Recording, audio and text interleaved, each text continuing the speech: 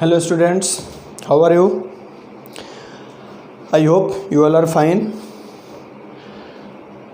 आप भाई पढ़ते रहिए और अच्छे से पढ़िए, पढ़ रहे हैं तो उसको और इम्प्रूव करिए। टाइम धीरे धीरे पास होते जा रहा है, इसलिए be alert for board exam और कम्पिटिटिव एग्ज़ाम। हम लोग एक नई टॉपिक शुरू करेंगे अभी, immunity, human health and disease का।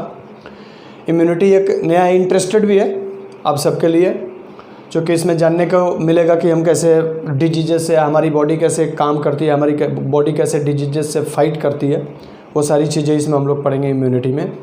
आइए इम्यूनोलॉजी या इम्यूनिटी शुरू करते हैं। इम्यूनोलॉजी बोलते हैं, इम्यूनिटी मतलब the process by which our body fight against diseases या study of immunity is called immunology. ये बोला जाता है इम्यूनिटी को अनदर लैंग्वेज में कि इट इज़ द एबिलिटी, ये हमारी बॉडी की एबिलिटी होती है। It is the ability of our body to fight against any diseases is called immunity. कोई भी डिजीज है, बाहर से कोई एंटीजन आ रहा है तो हमारी बॉडी पहले खुद फाइट करती है।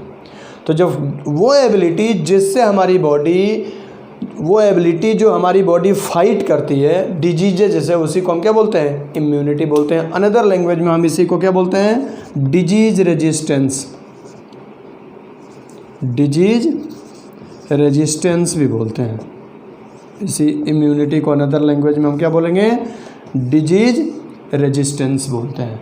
तो ध्यान रखिएगा, immunity is the ability of our body to fight against diseases या the ability of our body to fight against different pathogens is called immunity.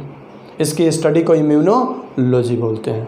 अब हमारी जो बॉडी फाइट करती है डिफरेंट डिजीजेस से, कैसे करती है, ये एबिलिटी कहाँ से आता है? एक चीज़ और ध्यान रखिएगा कि जो लोअर ऑर्गेनिज्म होते हैं जैसे प्रोटोजोअन्स, पोरीफेरेंस, इनवर्टिब्रेट्स लगा लो, इनमें इम्यूनिटी बहुत ही कम होती है, वीक होती है, जिसके कारण ये जल्दी डेथ हो जाते हैं। हायर एनिमल में इम्यूनिटी डेवलप्ड होती है, मैमल्स में सबसे हाईली डेवलप्ड होती है, जिसके कारण मैमल्स बहुत ज़्यादा फाइट करते हैं डिजीजेस से।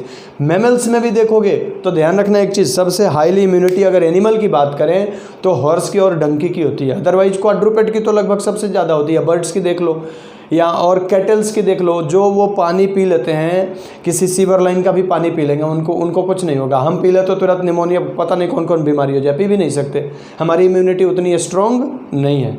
हम तो एक तरह से देख लो कि पानी भी फिल्टर्ड पीते हैं, वो पानी कितना पॉल्यूटेड पीते हैं, फूड कितना पॉल्यूटेड लेते हैं, उनकी इम्यून सिस्टम स्ट्रॉन्ग होती है, हम लोगों से कई गुना ज़्यादा स्ट्रॉन्ग होती है। डॉग्स की कई गुना ज़्यादा स्ट्रॉन्ग इम्यूनिटी होती है हमसे। तो ये अलग अलग बॉडी, ह्यूमन में भी एक चीज़ ध्यान रहे, हर आदमी की बॉडी की फाइटिंग एबिलिटी या बॉडी की डिजीज रेजिस्टेंस कैपेसिटी अलग अलग होती है। ये इम्यूनिटी जो होती है हमारी बॉडी में दो जगह से आती है। देखिए कहाँ कहाँ से आती है।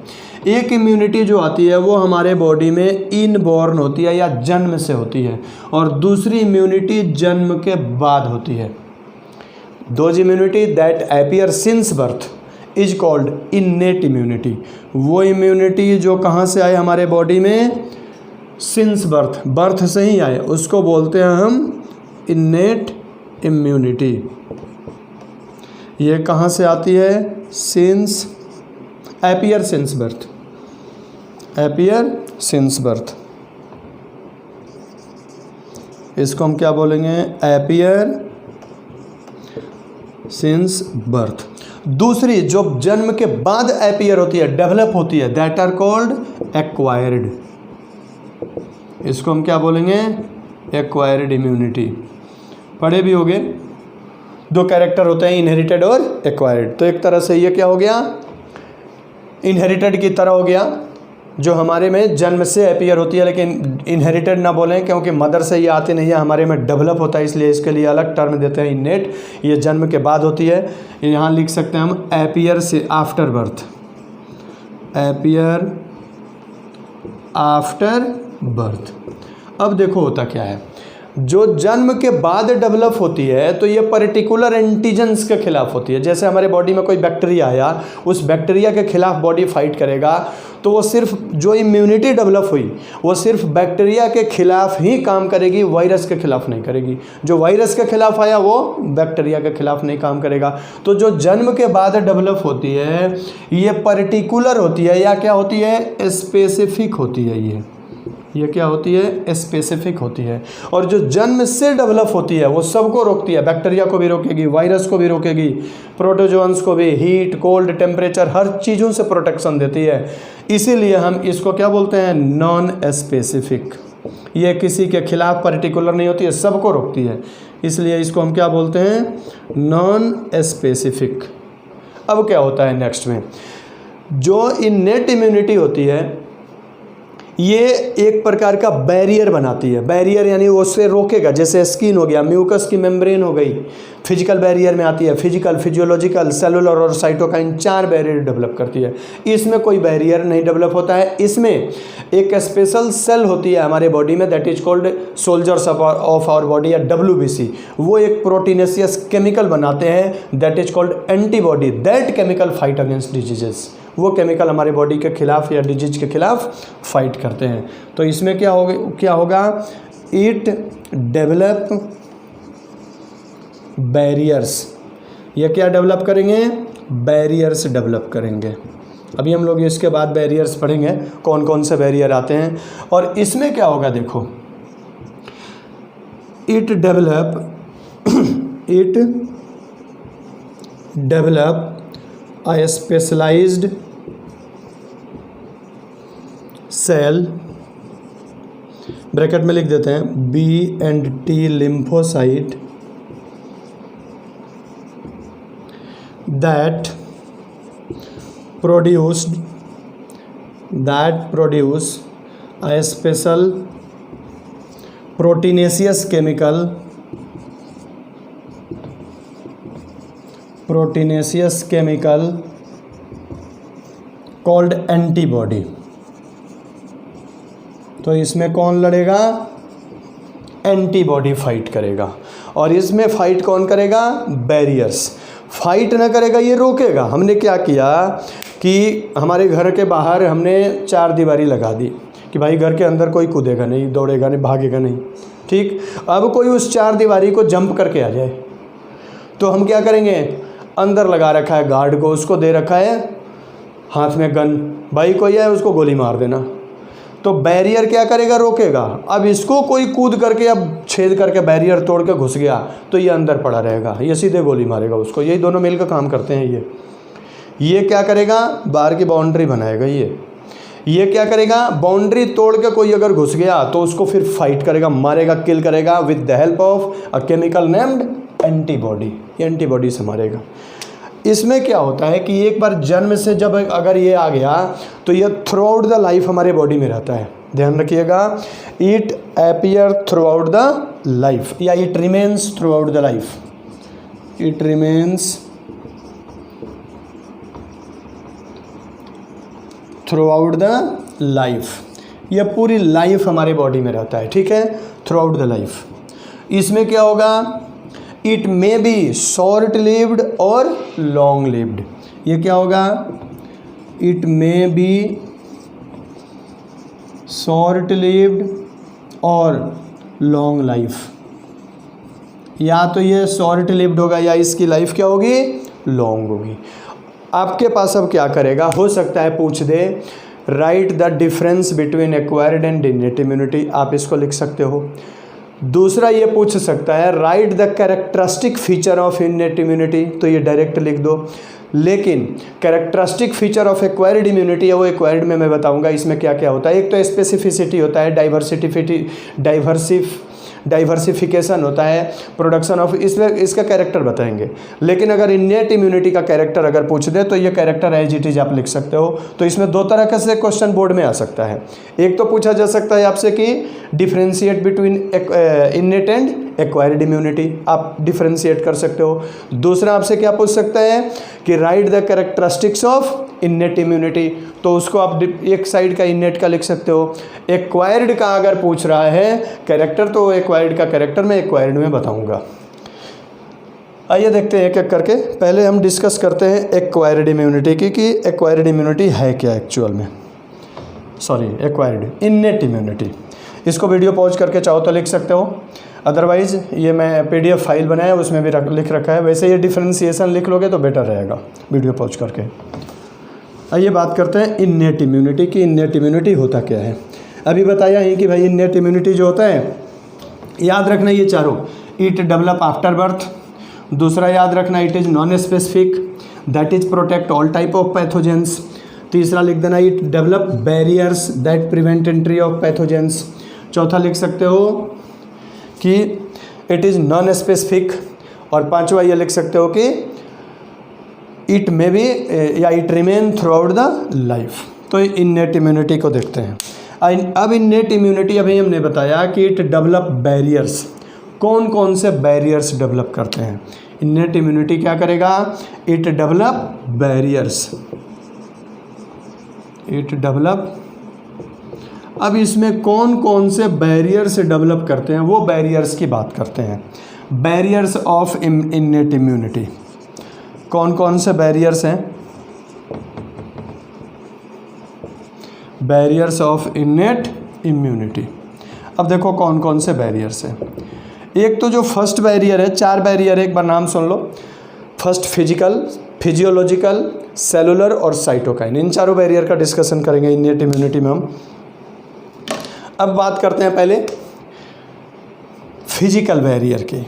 फिजिकल बैरियर देखो होता क्या है। फिजिकल बैरियर्स में जाहिर सी बात है, नाम से क्लियर है, फिजिकली मीन्स फोर्सली रोकना किसी चीज़ को। तो ये क्या करेगा कि फोर्सली रोकने का काम करता है फिजिकल बैरियर। फोर्सली मीन्स अगर कोई आ रहा है तो हमने यहाँ दीवार लगा दिया, फोर्सली रोकेंगे। तो फिजिकल में 2 चीज़ें डेवलप होती है हमारी बॉडी में, एक तो डेवलप होती है स्किन और दूसरी डेवलप होती है म्यूकस मेम्ब्रेन या म्यूकस कोटिंग ऑफ एपिथेलियम या म्यूकस लाइनिंग ऑफ एपिथेलियम। एक तो स्किन होती है स्किन और दूसरी होती है म्यूकस।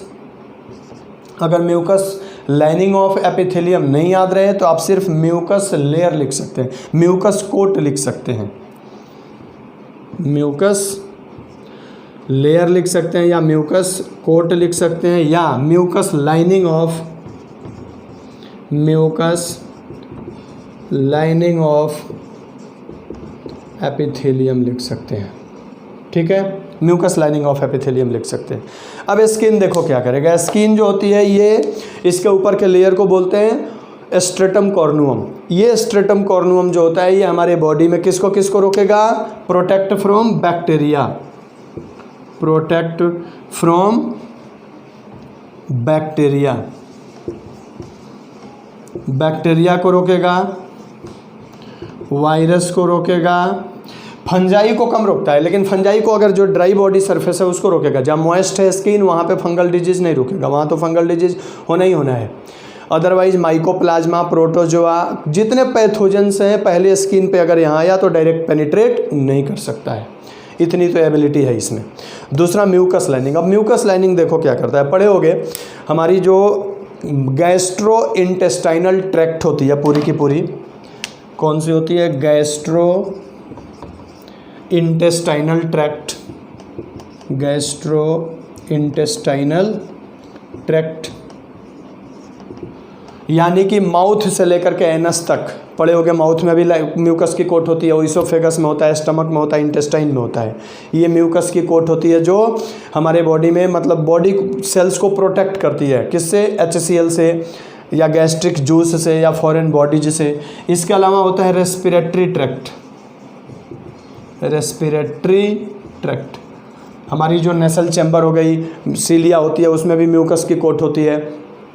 इसके अलावा trachea, primary bronchus, secondary bronchus, इन सबों में म्यूकस की लाइनिंग होती है। इसके अलावा होती है यूरिनोजेनाइटल ट्रैक्ट, यूरिनोजेनाइटल ट्रैक्ट। हालांकि मेल के रिप्रोडक्टिव सिस्टम को यूरिनोजेनाइटल सिस्टम कहते हैं, उसमें भी म्यूकस की लाइनिंग होती है। फीमेल में भी म्यूकस की लाइनिंग होती है, मतलब मेल फीमेल दोनों रिप्रोडक्टिव सिस्टम में म्यूकस की लाइनिंग होती है। ये क्या करती है, किसी भी पैथोजेंस को एंट्री करने से रोकती है। उसके बाद भी पैथोजेंस इतने स्ट्रॉन्ग होते हैं कि इनको इन्वेड कर देते हैं। इन्वेड करना यानी कि पेनिट्रेट कर देते हैं, और एक बार पेनिट्रेट करके एंटर करके देन दे कॉज डिजीजेस, उसके बाद वो डिजीज कॉज करना शुरू कर देते हैं। तो फिजिकल में 2 ही हैं, कौन कौन है, स्किन है और म्यूकस लाइनिंग है। दूसरी जो बैरियर है उसको बोलते हैं हम फिजियोलॉजिकल बैरियर। आइए फिजियोलॉजिकल बैरियर में कौन कौन से बैरियर हैं।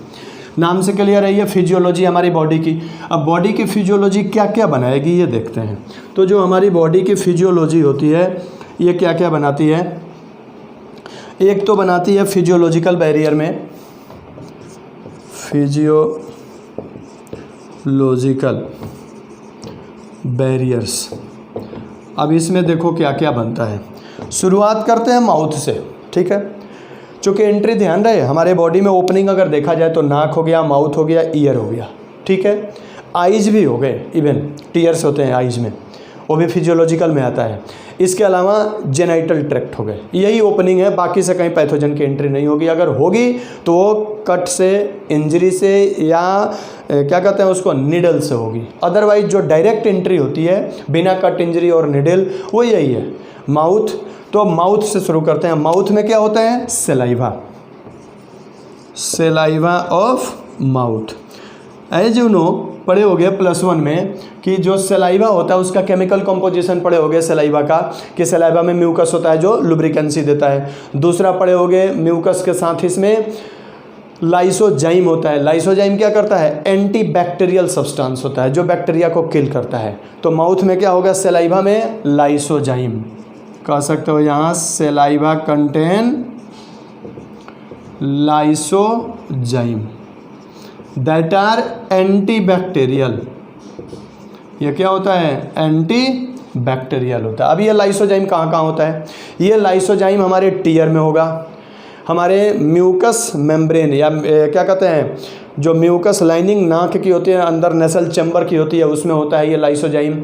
ईयर वैक्स कॉर्नुआ सिरुमेन उसमें होती है। ये एंटीबैक्टीरियल सब्सटेंस जहाँ जहाँ होगा वहाँ वहाँ वो किल करेगा। एक चीज़ ध्यान रखना, ये लाइसोजाइम हमारे बॉडी के स्वेट में नहीं होगा, यूरिन में नहीं होगा, इन दो जगह पे ये लाइसोजाइम। अदरवाइज जो सेक्रेटरी सेल्स होते हैं जनरली उनमें लाइसोजाइम होता है, कुछ जगह से नहीं आता है, जैसे बाइल है सेक्रेटरी है लेकिन लाइसोजाइम नहीं होता है, मिल्क है सेक्रेटरी है लाइसोजाइम नहीं होता है। तो जहाँ जहाँ बैरियर्स लगे होते हैं उनमें लगभग लाइसोजाइम प्रेजेंट होता है। तो एक हो गया सलाइवा ऑफ माउथ, ये क्या करेगा, एंटी बैक्टीरियल सब्सटेंस सिक्रेट करेगा, लाइसोजाइम। दूसरा हो गया म्यूकस ऑफ क्या कहते हो, नेसल चैम्बर। माउथ का है तो माउथ से पहले शुरू करते हैं, मतलब क्या कहते हैं इसको, गैस्ट्रिक, पूरी गैस्ट्रोइंटेस्टाइनल ट्रैक्ट की पहले डिस्कशन करते हैं। माउथ के बाद नीचे चले हो स्टमक में, वो ये स्टमक में क्या होता है, acid of stomach, acid of stomach. पढ़े हो गए कि हमारे गैस्ट्रिक जूस में क्या होता है, gastric juice contain HCl। Gastric juice में क्या होता है, हाइड्रोक्लोरिक एसिड होता है। ये HCl क्या होता है, जिसका pH 1.5 से 2 होता है। इसीलिए खाना खाते समय कभी भी पानी नहीं पीना चाहिए, पानी पीने से ये HCl डाइल्यूट हो जाता है, वीक हो जाता है, अच्छे से फूड का स्टेरलाइजेशन नहीं कर पाता है। अदरवाइज पूछा जाता है HCl का फंक्शन क्या है, it sterilize the food in our stomach. हमारे स्टमक में ये फूड को क्या करता है, स्टेरलाइज करने का काम करता है, एसिड इन स्टमक। इसके अलावा स्टमक के नीचे आ जाते हैं, फिर उसके नीचे जब डिओडिनम में आएंगे तो वहाँ बाइल मिलेगा। माउथ में हो गया सेलाइवा, माउथ के बाद स्टमक में आ गया, स्टमक में हो गया एसिड। स्टमक के नीचे आएंगे किस में, इंटेस्टाइन में। इंटेस्टाइन में डिओडिनम में क्या आएगा, बाइल, बाइल इन इंटेस्टाइन, बाइल इन इंटेस्टाइन। एक चीज़ ध्यान रखना, माउथ में सलाइवा किल करता है, लाइसोजाइम किल करता है। अगर माउथ को उसको भी इन्वेड करके कोई जर्म घुस गया तो HCl मारेगा, उसके बाद भी कोई अगर जर्म बच गया तो उसको इंटेस्टाइन का बाइल पनपने नहीं देगा, ग्रो नहीं होने देगा, क्योंकि ये हाईली बेसिक होता है। बहुत हाईली बेसिक में भी माइक्रोब्स नहीं डेवलप हो पाते हैं। तो ये अगर पूछ दे कि इंटेस्टाइन में कौन प्रोटेक्ट करता है तो वो है बाइल। ये हो गए हमारे इंटेस्टाइन मतलब गैस्ट्रोइंटेस्टाइनल ट्रैक्ट के। इसके बाद बात करते हैं टीयर्स की। Tears contain lysozyme. टीयर्स में भी क्या होता है, लाइसोजाइम होता है। ये भी क्या करता है, एंटीबैक्टीरियल होता है या बैक्टीरिया को किल करने का काम करता है। इसके अलावा लाइसोजाइम के अलावा बता रहे थे अभी हम, म्यूकस सिक्रीशंस ऑफ, या ये कह लो ना mucus lining of nasal chamber, mucus lining of nasal chamber. Nasal chamber की जो म्यूकस लाइनिंग होती है ये भी फिजियोलॉजिकल में आती है। म्यूकस के बाद सीरुमेन, ईयर वैक्स, जो ईयर वैक्स होता है उसमें भी लाइसोजाइम होता है। इसके बाद से